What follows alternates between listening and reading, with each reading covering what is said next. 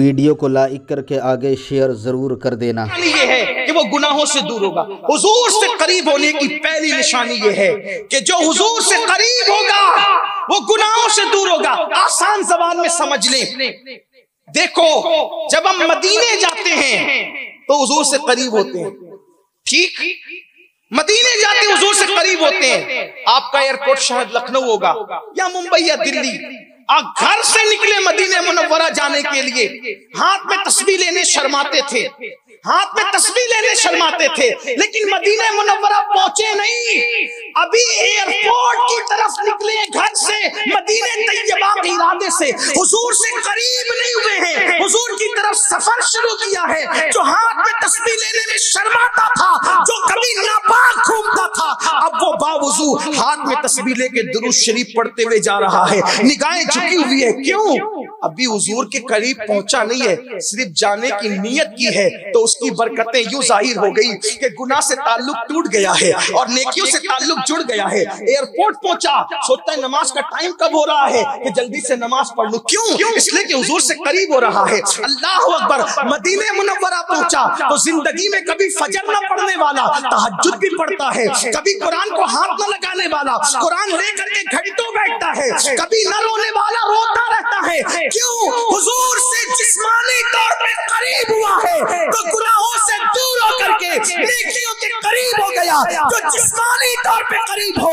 उसकी नेकियों का ये आलम है। जो कल्बी तौर पे नबी से करीब हो जाए फिर उसकी नेकियों के आलम का क्या हाल हो। इसलिए आज हम इश्क का दावा कर रहे हैं, लेकिन सही माना में वो इश्क नहीं हो रहा है। हम शायद चीटिंग बाजियां कर रहे हैं, लफ्फाजियां कर रहे हैं। तो अर्ज ये कर रहा था, हुजूर का दिल मत दुखाओ, हुजूर के दिल का ख्याल करो। मेरे आका अलैहिस्सलाम ने खुद फरमाया कि जब तुम्हारे आमाल मेरी मर्जी के मुताबिक नहीं होते तो मुझे तकलीफ होती है।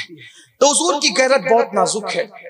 एक एक गुनाह पे भी हुजूर बाइकाट कर देते हैं, मुंह फेर लेते हैं। बड़ा मशहूर वाकया है, मैं उसको अपने अल्फाज के जामे में पेश करूं। जंगे तबूक के मौके पर, जंगे तबूक के मौके पर उसे जैश उसरत कहते हैं।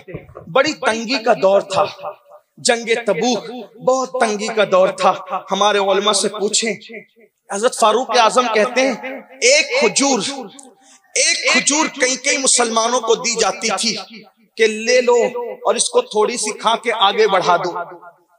तो फरमाते कि मैं खाता नहीं था, बल्कि सिर्फ चूस करके दूसरे को दे देता था कि मुझसे ज्यादा जरूरत इसकी है। जंग तबूक ही का मामला है कि सिद्दीक अकबर ने अपना कुर्ता और लिबास भी दे दिया कि हम जंग में जा रहे हैं और मुझे पता है अगर कोई शहीद हो जाए तो उसको कफनाने के लिए हमारे पास कफन का कपड़ा भी नहीं है। तो सिद्दीक अकबर ने कहा था मेरा लिबास बतौर कफन काम आ जाएगा किसी शहीद के लिए।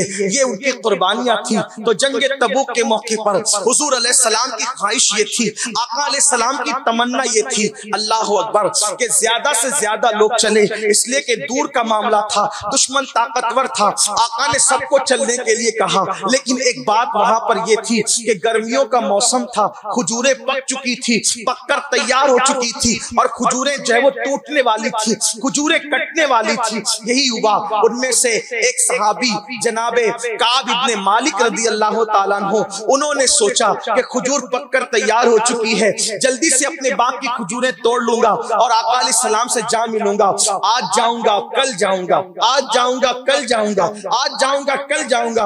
इसमें ऐसा हुआ, काम बढ़ते चले गए, रुकावटें बढ़ती चली गई और मैं आका अलैहिस्सलाम तक पहुंच न सका। बिल आखिर ये हुआ कि मुझे पता चला कि आका करीम सल्लल्लाहु अलैहि वसल्लम जो है फातिहाना शान से वापस तशरीफ ला रहे हैं। अब मेरे दिल में ख्याल आने लगा कि हुजूर अलैहिस्सलातु व तस्लीम ने मुझसे कहा था जंग में शरीक होने का।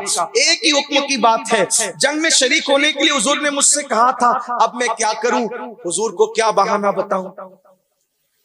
हुजूर को क्या बहाना बताऊं?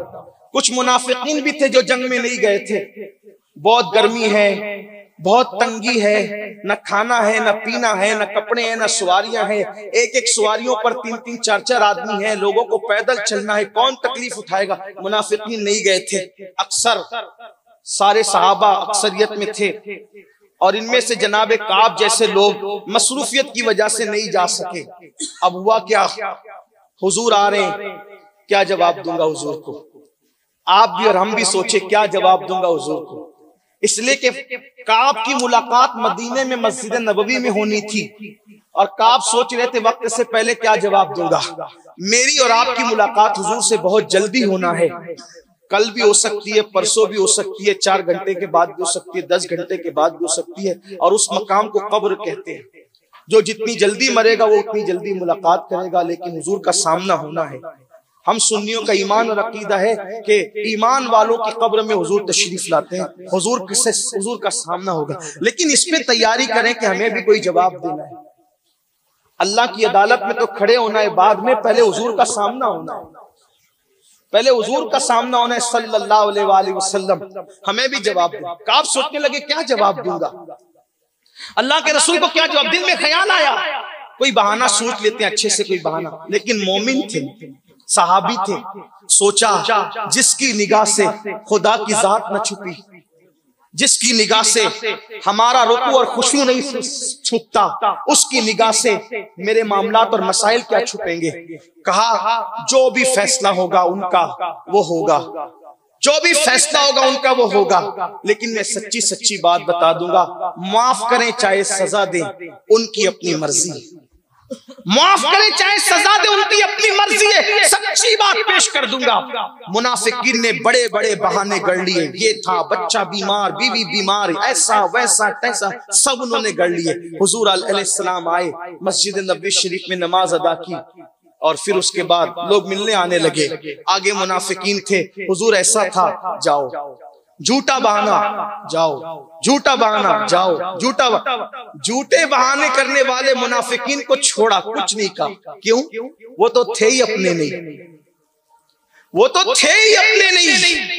इश्क़े मुस्तफा का दावा करने वाले जवानों जो हुजूर के नहीं होते, वो बड़े बड़े पाप कर लेते तो उनको छोड़ दिया जाता है।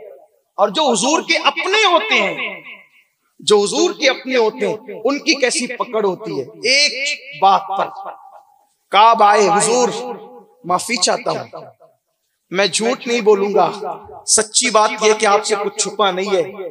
मेरे बाप की खजूरें पक गई थी, खजूरें काटना और तोड़ने का मामला था। सोचा आज जाके मिलूंगा, कल जाके मिलूंगा, आज जाके मिलूंगा। आज में हुजूर में पहुंच ही नहीं सका।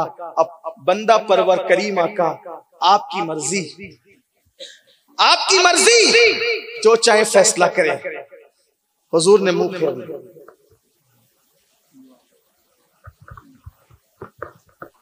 दो चीजों पे गौर करो, फतेह मक्का के दिन जान के दुश्मन खड़े हैं, उनको माफी है। और आशिक को एक बजाहिर एक बात पर, एक फरमान पर अमल न करने की बुनियाद पे मुंह फेर लिया जाता है। पता चला दुश्मनों को ढील है, दुश्मनों को माफी है, मक्कारों को माफी है, लेकिन आशिकों के लिए गैरत इतनी ज्यादा है कि एक फरमान पे अमल नहीं हुआ, मुंह फेर लिया और ऐलान हो जाता है जाओ जाओ। साहबा से कहा जाता है कोई इसको सलाम ना करे, कोई इससे कलाम ना करे, कोई इससे गुफ्तगू ना करे, इसका बायकाट कर दो।